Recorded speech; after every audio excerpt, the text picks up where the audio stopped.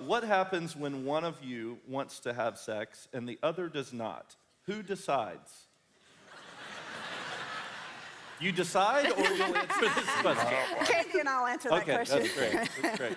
We'll just sit here uncomfortably. Alan and I have learned to camp out on Ephesians 5, where it says, husbands, love your wives as Christ loved the church, and women, respect your husbands. Wives, respect your husbands. And what Robby said in the sermon is so true. If the female feels loved and feels honored, and there is a relationship there before the bedroom experience is going to be so much different. It's not going to be just another box to check off at the end of the day. He was horrified when I said that at one point, that it was a box to check off because it was. Did that ever happen? I don't remember that. When did it happen? Last night. Anyway. Okay. Wow. Oh, boy. I'm kidding. We've got a house full of family. You know. Okay. That did not happen last night. No, but in the same way, if the woman feels loved, but then also you guys you are made and wired differently than us, and we as women need to respect that. That's just something that you guys need.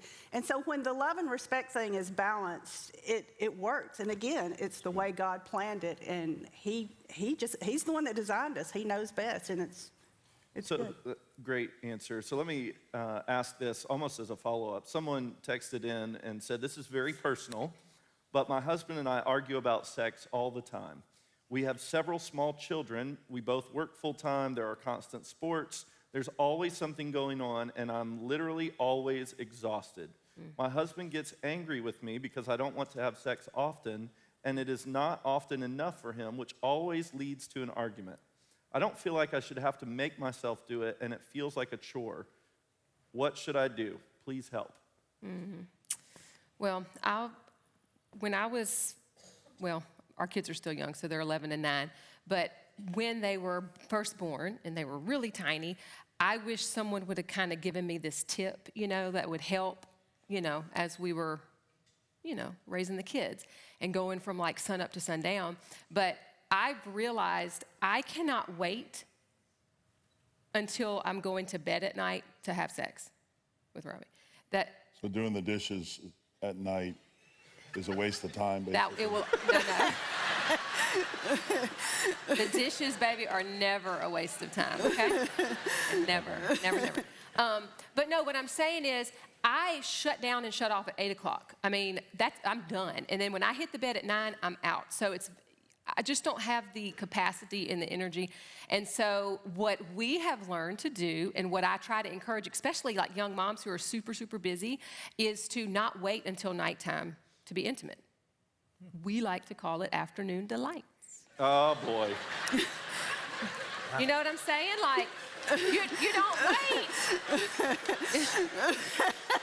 I stopped ready. You don't wait until everybody's like dog tired. And so here's the thing, the real truth is sex was meant to be enjoyed by men and women, okay?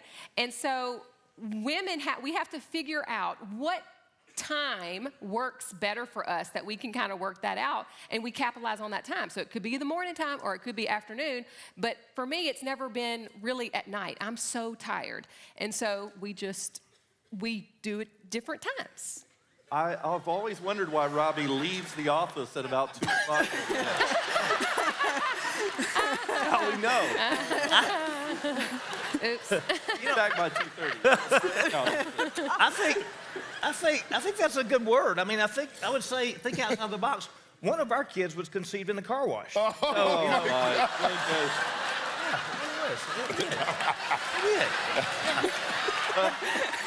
Wow. I have so many questions about that. How long was this car wash? It was a deluxe. Oh, my